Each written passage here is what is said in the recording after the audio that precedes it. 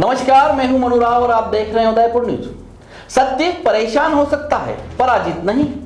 यह पंक्ति अक्सर उन पीड़ितों के लिए कही जाती है जो व्यवस्था की मार झेलते हैं, लेकिन जब पीड़ित खुद उसी व्यवस्था का हिस्सा हो, यानी सिस्टम का एक जिम्मेदार और कर्मठ अफसर, तब यह कहावत और ज्यादा अर्थपूर्ण हो जाती है।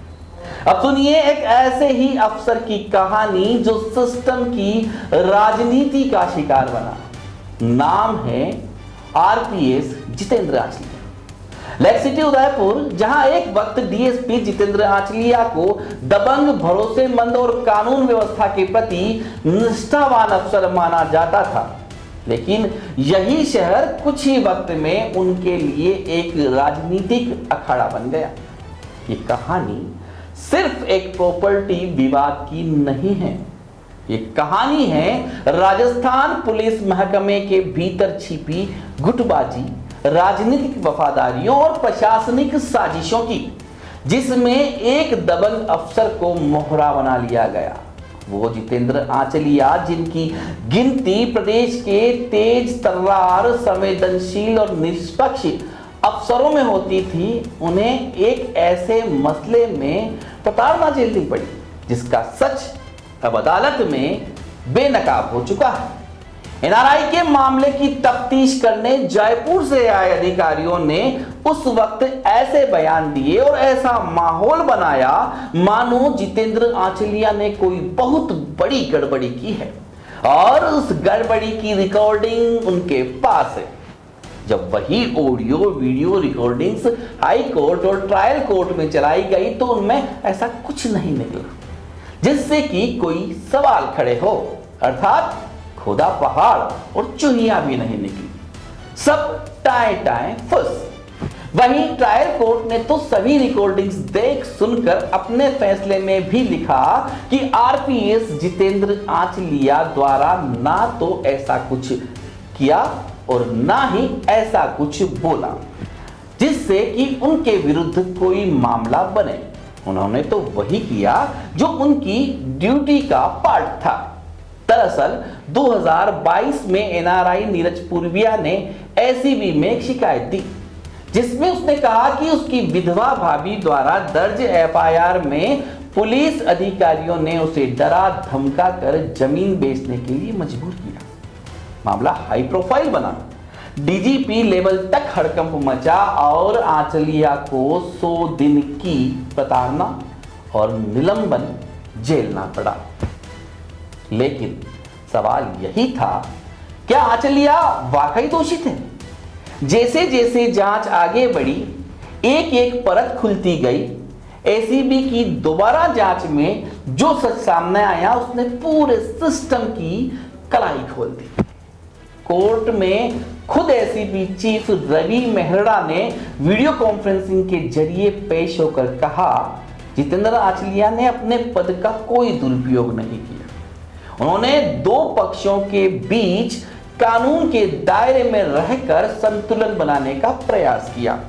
एसीबी कोर्ट ने जितेंद्र आचलिया को सभी आरोपों से बाइज्जत बरी कर दिया।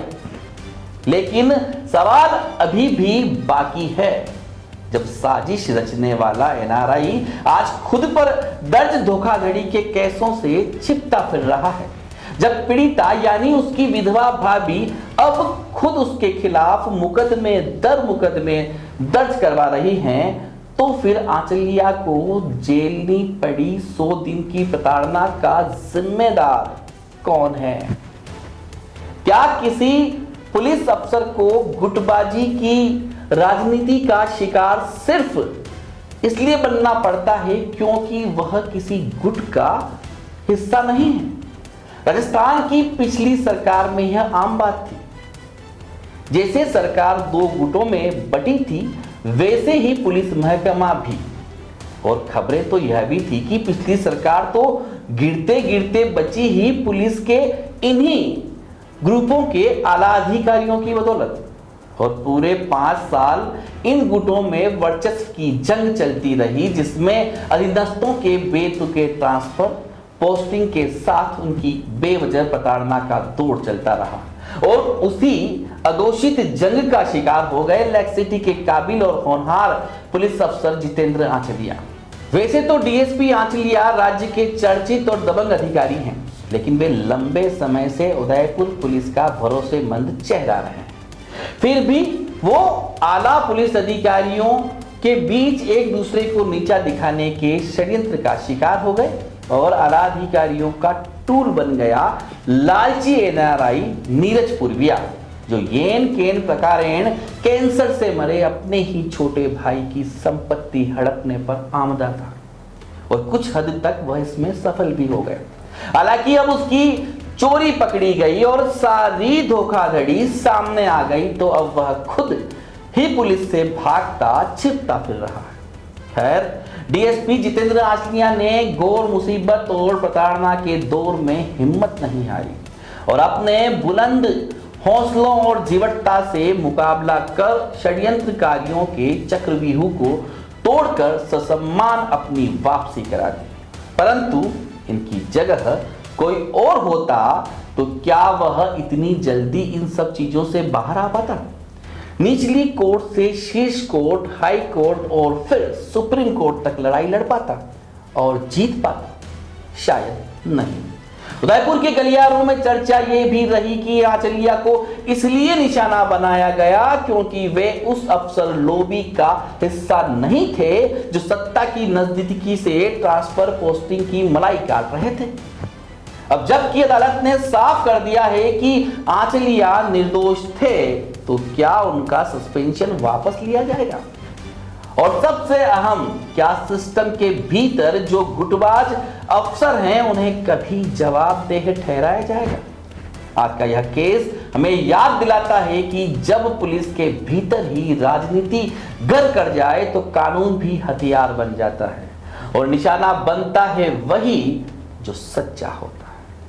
जितेंद्र आंचलिया के साथ जो हुआ वह सिर्फ एक अफसर की कहानी नहीं बल्कि पूरे सिस्टम पर एक सवालिया निशान है। सत्य परेशान हो सकता है लेकिन पराजित नहीं।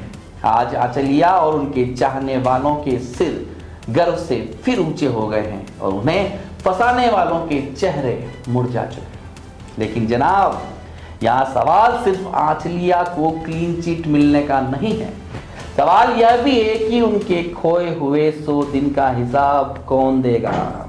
क्या सिस्टम में बैठे वो अधिकारी जो बिना पुख्ता सबूतों के एक काबिल अफसर की गरिमा को खत्म करने पर आमदा थे, क्या वह अब जवाब देंगे या फिर सिस्टम उसे एक क्लीन चैप्टर मानकर अगली शिकार लिस्ट की ओर बढ़ जाएगा?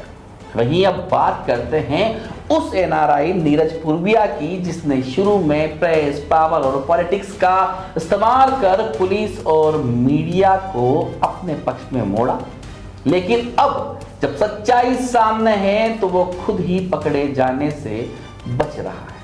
उसकी विधवा भाभी ने अब तक उस पर कई मुकदमे दर्ज करवा दिए हैं, धोखाधड़ी, साजिश, संपत्ति हड़पने जैसे आरोपों में। तो क्या अब जांच एजेंसियां उसी रफ्तार से नीरज पुरविया के खिलाफ भी कार्रवाई करेंगी?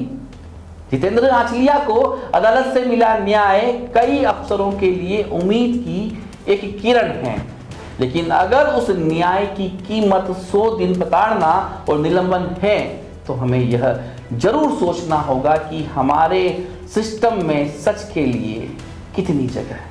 एक कहानी जितेंद्र आंचलिया की नहीं, ये कहानी उस हर अधिकारी की है जो व्यवस्था के भीतर रहकर व्यवस्था से टकराता है। और आखिर में यही कहना सही होगा कि जिस समाज में ईमानदार अफसर ही सबसे असुरक्षित हो जाए, वहां सबसे पहले उस समाज के न्याय तंत्र पर सवाल उठना चाहिए। नमस्कार।